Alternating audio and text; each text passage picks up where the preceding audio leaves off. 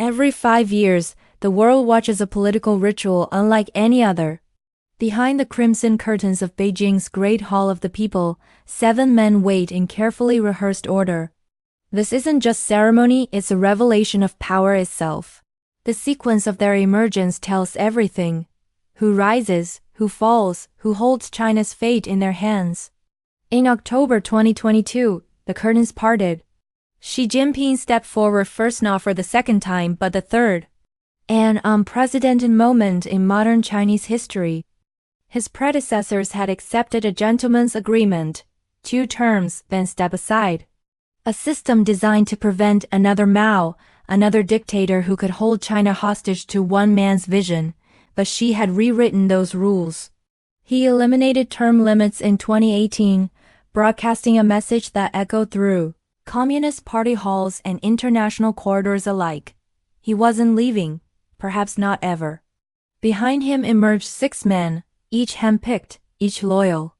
Gone were the faces of rival factions, the representatives of different ideologies, the checks on absolute power. The Politburo Standing Committee, China's supreme decision-making body, had become Xi's instrument. This moment didn't happen by accident. It was the culmination of a journey that began not in triumph, but in tragedy. A journey from exile to empire, from a cave-dwelling teenager to the most powerful Chinese leader in generations. To understand how Xi Jinping seized control of the world's most populous nation, we must travel back 50 years to when another strongman Xi's paranoia destroyed Xi's family and forged the man who would one day rule China. October 1934.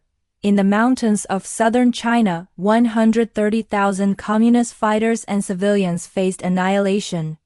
Nationalist forces had encircled their territory, cutting off supplies, tightening the noose. Starvation loomed. Surrender meant execution. The only option was escape. On October 16th, the Red Army launched a desperate breakout, smashing through the weakest point in enemy lines. What followed became legend, the Long March, a 6,000-mile journey of survival through some of China's most brutal terrain. Mountains that scraped the sky, rivers that swallowed men whole, pursuing armies that hunted them relentlessly. In those first 3 months, over half the original force perished. The military leaders favored conventional warfare, direct confrontation with enemy forces. It was catastrophic. Bodies piled up. Morale collapsed. At a crucial meeting in Zuni, power shifted to Mao Zedong, a demoted commander who advocated guerrilla tactics, strike fast, disappear, survive. Mao chose an audacious route, leading survivors deep into treacherous mountain passes where enemy forces couldn't follow in strength. 9 more months of relentless marching through snow-covered peaks and disease-ridden swamps. When they finally reached their destination in northern Shanxi province, fewer than 8,000 of the original marchers remained. There, a guerrilla-based commander named Xi Jinping offered them sanctuary. This man would become Xi Jinping's father. The Long March transformed Mao from a sideline revolutionary into the undisputed leader of Chinese communism. It created bonds of loyalty among survivors that would define Chinese politics for decades. An elite class of Long Marchers who believed their suffering had earned them the right to rule China forever. Mao understood something fundamental. Surviving a revolution doesn't guarantee you can govern a nation. But he had no intention of sharing power. The Long March gave him legitimacy. Now he needed to make his authority permanent, untouchable, divine. The Chinese Communist Party operates through layers of power. At the bottom, millions of members. Above them, the Central Committee making major policy decisions. Within that, the Politburo, the most powerful officials. But China's system has one more layer that makes it unique, the Politburo Standing Committee. Usually 7 to 9 men who hold ultimate authority over the party, the government, and the military.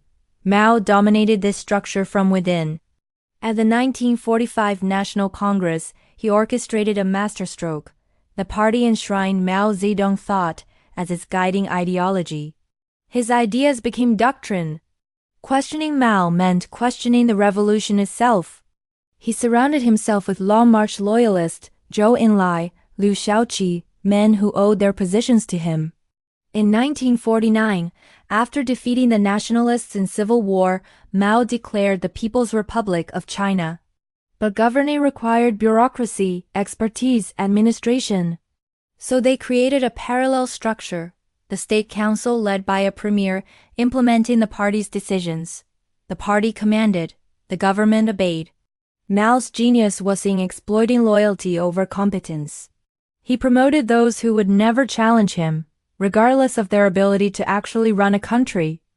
Zhou Enlai, the former party leader, became premier despite limited governance experience. Xi Jinping, Xi Jinping's father, became Secretary General of the State Council. These long marchers formed a new aristocracy, the revolutionary elite whose children, the princelings, inherited privilege and political destiny. By the 1960s, Mao's policies had led China into catastrophe. The Great Leap Forward, his plan to rapidly industrialize China, caused a famine that killed tens of millions. His authority was slipping. Pragmatists within the party began questioning his judgment. For Mao, this was intolerable. In 1966, he launched the Cultural Revolution, a decade-long campaign of terror disguised as ideological purification. The target wasn't foreign enemies or capitalist infiltrators. It was anyone within China who might threaten Mao's supremacy. Intellectuals, teachers, party officials, even his closest allies faced persecution. Mao mobilized young people into the Red Guards, militant teenagers who roamed cities attacking counter-revolutionaries. They destroyed ancient temples, burned books, forced public confessions. People were beaten in the streets, driven to suicide, executed without trial. The accusation alone being insufficiently Maoist could destroy lives. Even the Politburo Standing Committee wasn't safe. Liu Shaoqi, once Mao's heir apparent, was denounced as a traitor. He died imprisoned, denied medical treatment. The chief of staff was replaced with a Mao loyalist. His chosen successor died mysteriously in a plane crash while allegedly fleeing to the Soviet Union. Mao later called him a traitor too. Then Mao turned on Xi Jinping. Despite his long march credentials, despite years of loyal service, Xi's father was publicly humiliated, restrained by Red Guards, imprisoned for 8 years, his crime unclear. With Mao, loyalty was never enough. Young Xi Jinping, just 15, watched his family's world collapse. Expelled from his elite Beijing school, he was sent to the countryside for re-education, hard labor, cave dwelling, near starvation. Chairman Mao, the man his father had helped save during the Long March, had destroyed everything. September 9, 1976, Mao Zedong died. The Cultural Revolution ended with him, leaving China traumatized, impoverished, and fragmented. The party faced an existential question. How do we ensure this never happens again?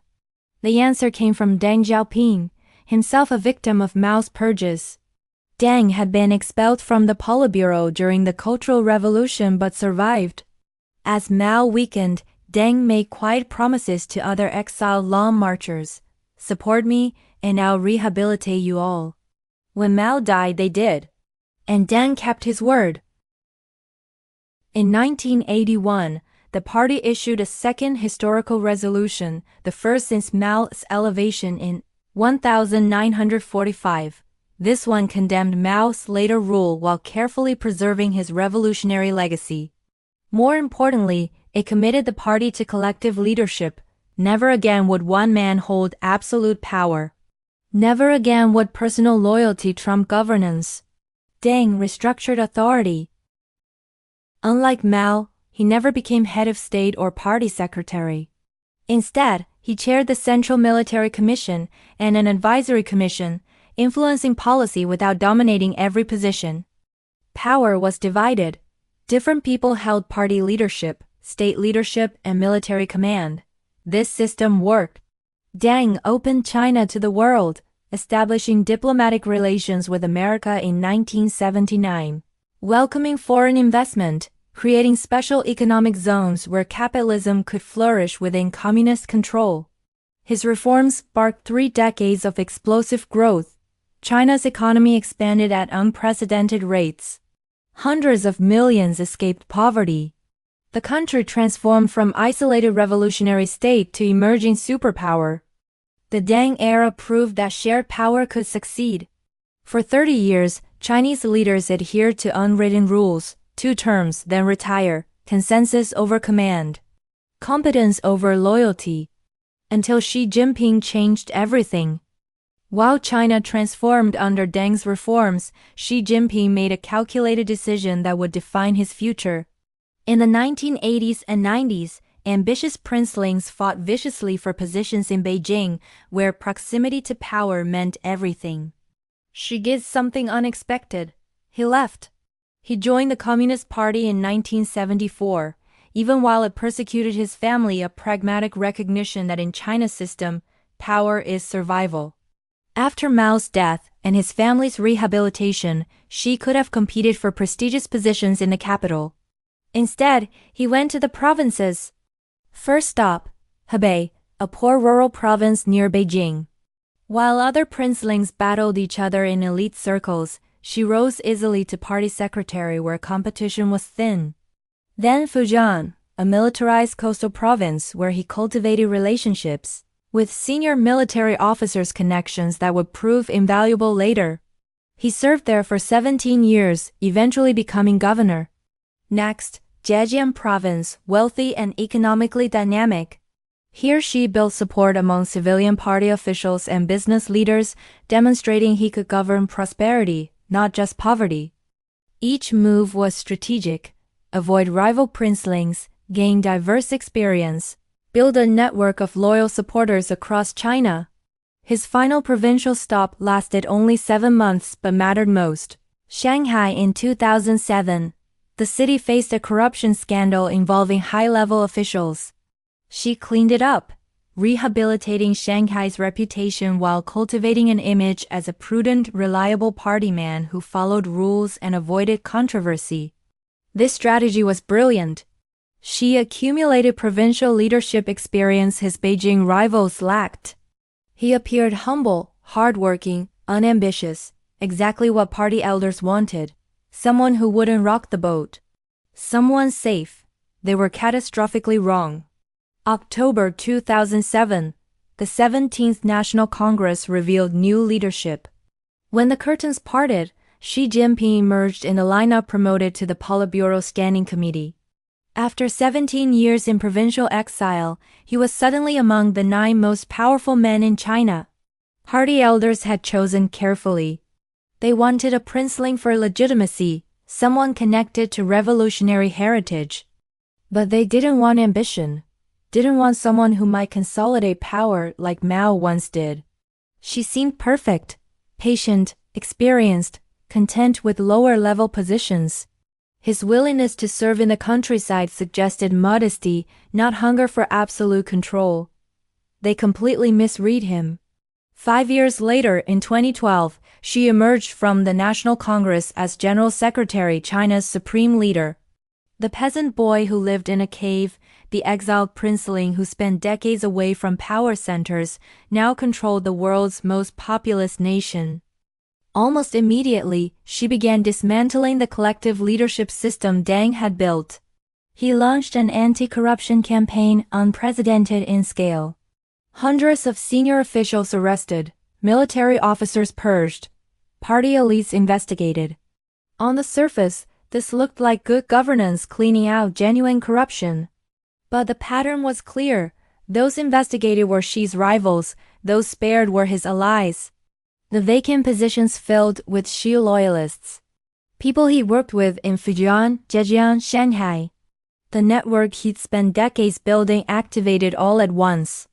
Within his first term, Xi had tighter control over both party and military than any leader since Mao.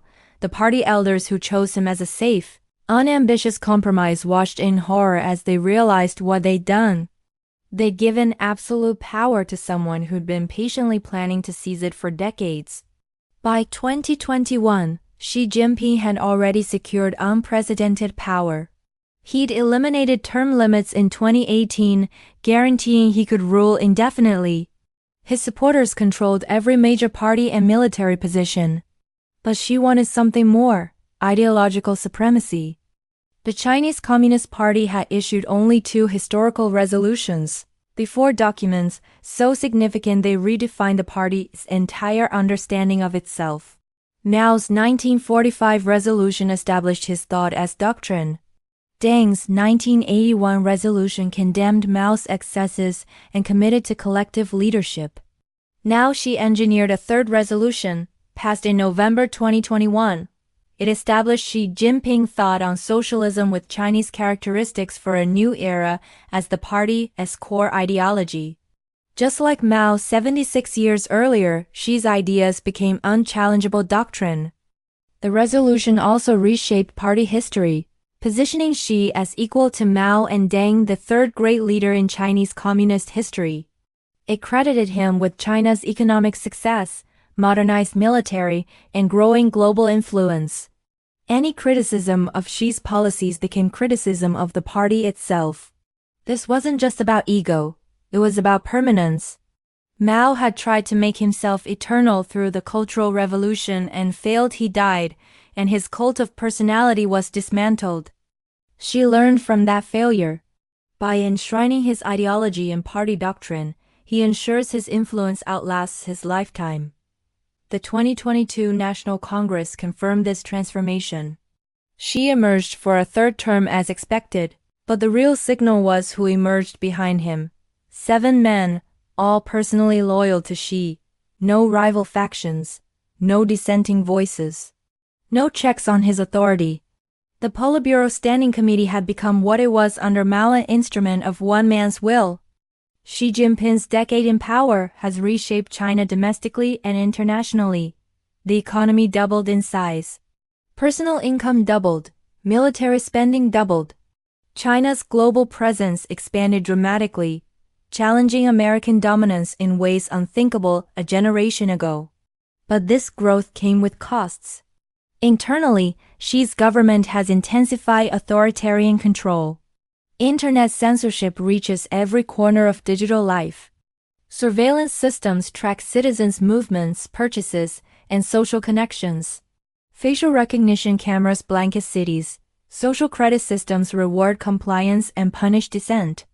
In Xinjiang, the government has detained over 1 million Uyghurs, a Muslim minority group, in re-education camps, forcing cultural assimilation and suppressing religious practice. Evidence of human rights abuses continues mounting despite Beijing's denials. Hong Kong's autonomy has been systematically dismantled. The 2019 pro-democracy protests met violent crackdowns. A new security law effectively ended the one country, two systems framework that promised Hong Kong self-governance until 2047. Democratic opposition has been crushed, activists imprisoned or exiled. Taiwan faces constant military intimidation. Chinese warplanes regularly violate Taiwanese airspace. Xi has made clear, reunification isn't negotiable and force remains an option. In the South China Sea, China has militarized disputed islands, asserting territorial claims that international courts rejected. Then came COVID-19, Xi's zero-COVID policy, extreme lockdowns, mass testing, quarantine camps held for nearly 3 years despite growing economic damage and public frustration. When protests erupted nationwide in November 2022, something unprecedented happened. People openly criticized Xi by name.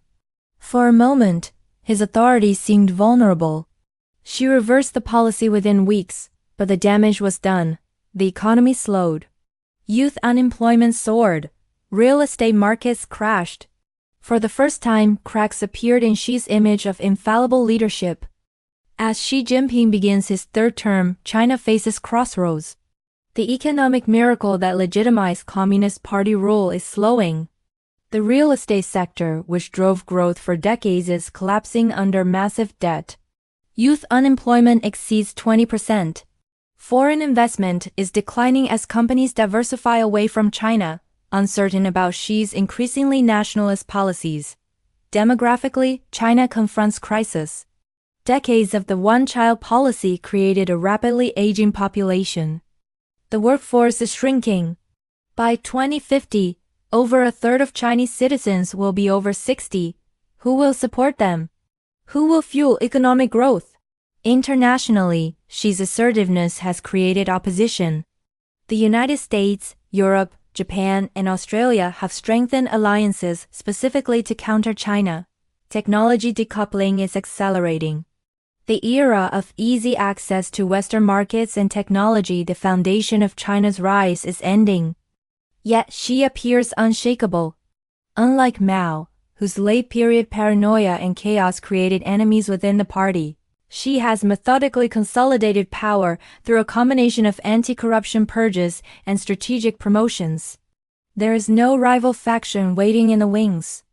No party elder with sufficient authority to challenge him. No military leader with independent power base. Some experts believe Xi will rule for life, maintaining control as long as he's conscious and capable.